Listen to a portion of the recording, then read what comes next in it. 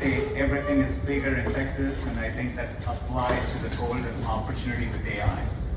On Friday, Alphabet and Google CEO Sundar Pichai joined Governor Greg Abbott in Midlothian to announce plans to invest $40 billion in data centers across Texas through 2027.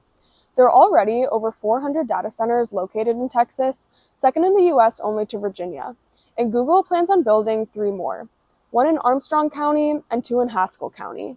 The centers house technology infrastructure that runs computer applications, internet servers, stores the data that comes from them, and more recently, helps power artificial intelligence. When this project is complete, Google is now going to have a larger AI data center footprint, more so than any other state in the United States, and as I understand it, more so than any other country in the entire world. Texas will be the centerpiece for AI data centers for Google in the entire world. Although Pichai and Abbott promise that the investment will bring thousands of jobs and skills training to students across the state, data center growth faces scrutiny across Texas from rural communities and environmentalists for the pollutants they spread, the amount of electricity they use, and the amount of water they require to keep servers from overheating.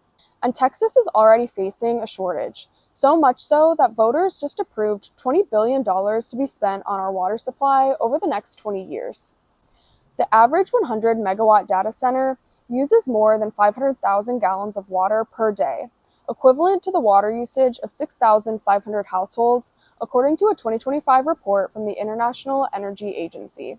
In San Antonio alone, 2 data centers used 463 million gallons of water from 2023 to 2024, a time when residents face stage 3 drought restrictions.